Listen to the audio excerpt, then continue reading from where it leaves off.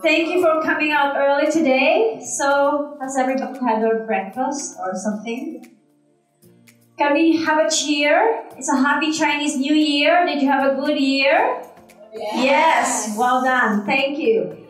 So to Rebecca and of course Richard and to our esteemed fellow speakers and of course to you beautiful guests. And again, another special mention. Because of her, she's our, in fact, the pride of Masbate and of our country. My fellow kababayan, Masbateña, Miss Marites Zamora, to whom I had a good fortune. I swear it's the last. I'm sure yung susunod, babagitin ka pa rin. Through Marife, I had a good fortune of meeting Rebecca and Richard, along with their two boys, in one of your New Year's celebration. And looking back, I was actually like, surprised. I said, why am I being invited into this very prestigious event? I'm sure there are a lot of other Filipinos out there, Filipinas who are more, honorable or privileged than me. But then when I got the invitation from Richard, it says something about I could share stories. And the theme was about the sharing, the caring, and being daring.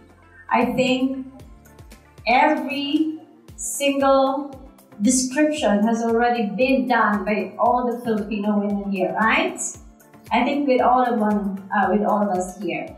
So with true humility, Richard, thank you so much. Rebecca, thank you for inviting me into this very prestigious event, which is of course the gathering of premier professional women all over the country and in Asia. Of course, I'd like to welcome as well the few good men around here. Thank you for coming over. So to begin my story, how did I manage to bump into Feng Shui? So as I honestly do not know how, is my slide working?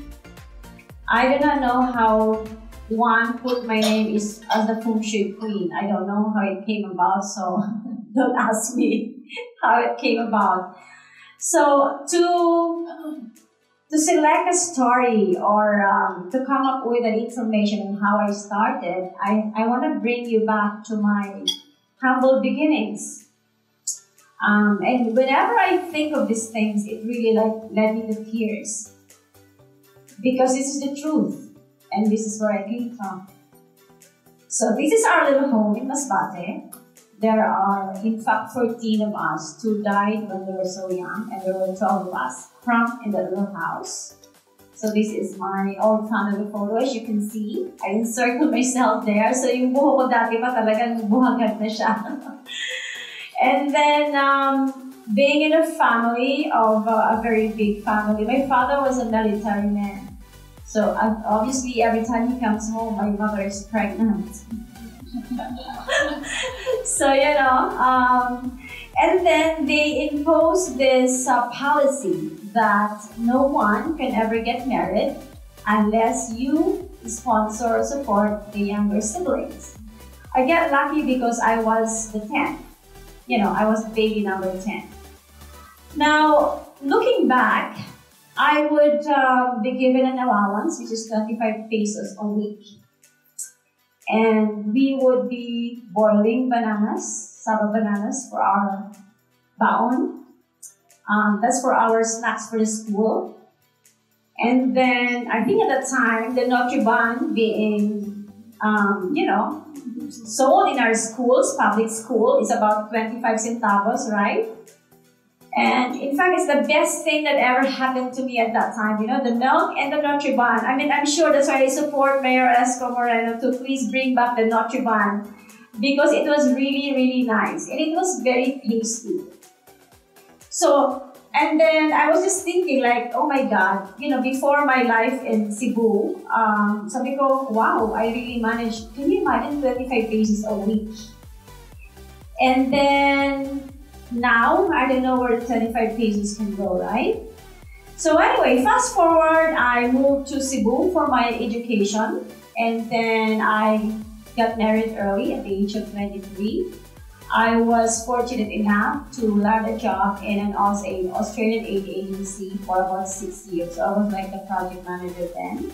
So I was dealing with some Australians, British nationals at the time. And then it was really a very, very successful career. So, but then another tragedy strikes in my life. My mother was caught in an accident. The boat that was caught on fire, and my mom was one of the casualties. And then I was left, I was a single mother of 3 at that time. So life was very difficult. But then, I just keep persevering. Determination is key because, what's going to happen to me? I have 3 small kids, who's going to look after them and everything. So when I was doing that as well at the same time, I would always look back and say, okay, this is where I want to be. This is where I want to bring my kids in the future. And then I always, whenever I had to take my kids for a vacation, we would only rule out a banig that we had to use. We had to sleep on the floor. A banig is, I'm sure everybody knows a banig, right? So we had to roll out the banig, put it on the floor, that's where we're going to sleep. But for me, because I already had a baby at that time, I had to sleep in that very hard piece of wood. And then you know what? After 25 years, actually just 2 years ago, I called my sister and I said, hey, you know what? That piece of sala is very special to me. So I want it back here in Manila. So I had to transport it here in Manila. And right now, it's in my house here in Manila. The same thing, I did not change the color because it exactly was my bed. And because of that bed, I told myself, I will never allow my kids to experience what I had to go through.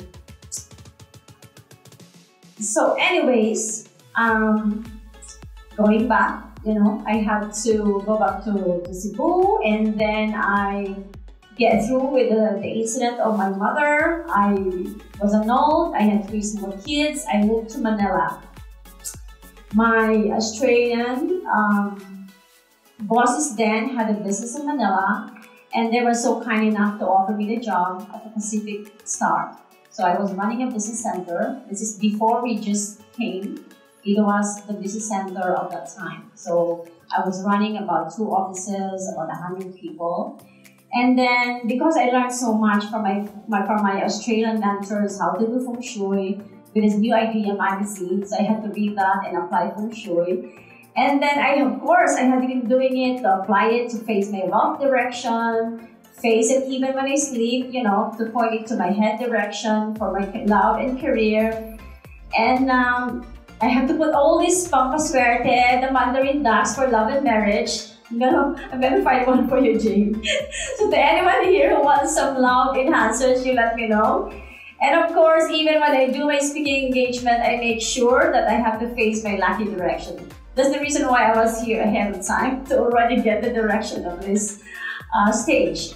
So nonetheless, these are my 3 small kids then. Kurt was the one on your right, is about 5-year-old then, and Kevin is 4, and Shannon was about 2 years old at the time. And then, because of feng shui, which is, I think my time is about to run out. Because of feng shui, I found my love. You can actually Google it how. Another story came out on Glowset magazine about how I found my husband. But I have to tell you this, I found my husband through feng shui. I will not get you the details, but later. So I found my husband through feng shui, yes. The business center that I was working on, there's a lot of expats going there all the time. So when I was doing my, my career was flourishing, my bosses was so kind enough to sponsor and support my studies to finish my MBA at Ateneo. So I said, okay, I have all these things now coming good to me. Now I want to enhance my love life. So now I found my love. And then I said to him, I'm not special. I have 3 kids. And he said, You know what? Whether you have none or 50 kids, I still love you the same. I don't care about the time. So, oh my God, feng shui really works, you know?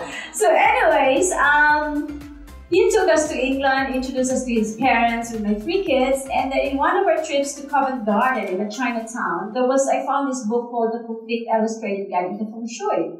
When I opened the book, it has the face of Philippine President Ramos, interviewed by the Reuters press agency, saying that he agreed to the advice of the feng shui masters to cut the 2 trees flanking Malacanang because of the energy. And it's also in that book stated why the Philippine 500 peso bill was very inauspicious to the country, because it has 13 people, 13 stars, and the number 500 appeared 13 times. And he said, oh my God, fans are saying this in London, you know, so this must really be like, you know, feng shui calling for me. Anyway, fast forward to present, in early 2000, we got married, and in one of our trips to Hawaii, there was a feng shui convention there, and then about feng shui, and that's how I bumped into the business of feng shui. So now it's really like finding meaning in terms of this adversity. There's so many things that I have to go through, like why feng shui, how could you even franchise feng shui in this country? Philippines was, you know, a Catholic country. And how could you bring that, getting through that stage in my life? And I'm not sure if you remember that there was this time that Chris Aquino launched the movie Feng Shui. And it was like, the scary movie. So I had to get through and navigate as well, because during that time I had to open my first flagship store, which by the way, that was 15 years ago. So now we're still here, so maybe we're doing something right. And then I also managed to get to date the only certificate for the International Feng Shui Convention, being one of the legitimate masters of Feng Shui in the country. So this is now my family. We have added another one to the group, that's Nikki. She's now 17. And then they are all the 3 now are all in England. And then one of the adversity I have to go through was when my husband told me, honey, we have to move to England. I said, why? I'm now at the peak of my career. How could I ever leave this country? My shops are doing well, my feng shui profession is doing so well. And he said the 3 kids need British citizenship. And you know, they're going to be turning 18. We must leave next month. And it was like another adversity into my life. So anyway, I went to England. It was like very painful for me. But you know, you have to care for your family. That's why, you know, the theme caring and sharing is very important. So true enough, now the kids have grown a lot better and wiser. The eldest one now, Kirk, has his own business. Kevin is the data scientist for Guinness World of Records in London. The 3rd daughter now, Shannon, is finishing her medicine. And now Nikki is here finishing her IB. So this is my life story, and I think, like what I said, I'd like to relate also to my previous mentor, my very good friend, the late Washington C. When I was starting the business in the Philippines, and then after 5 years, he said, Marites, you know what? You've been signing autograph, which is not your book. You have been promoting a brand, which is not your brand. Why don't you create your own? So this is what led me to create Friga. So this is one of the products that I created. I have now been able to write books. People now, we have been shipping goods from about 16 countries. And of course, I have managed to write my own books, my almanacs, my planners, and in fact, it's now being digitalized. It's now available on iTunes and of course the Google Play and App Store. So all of this, my friends, is that really another milestone that, you know, you just have to go through it. No matter what the stars are saying to you. And then sometimes I also look back, like I get so tired. I said, don't I just need to have a break? Maybe, you know, rest in our place in El Nido, you know, wait for the sunrise and sunset. But looking back, I also wanted to do this, that, it's important for us to make sure that we have to go through and care for our people. So thinking of the many families and my staff who depends on this, I'm sure that I can take the business, I can still do it with a lot of hard work and determination, and of course resilience, which is, in fact, I always show the bamboo tree, because just like us Filipinos, just like our country, we have been through a lot. And whenever the storm, whenever the wind blows to the bamboo, after the storm, it goes back again. So this is what I'd like to impart to everybody, that in every adversity, of course, there's always an opportunity there. So I would like to say more, but I think my time is up. So thank you so much to everybody for listening. Thank you very much, Ms. Marites Allen, for an interesting presentation.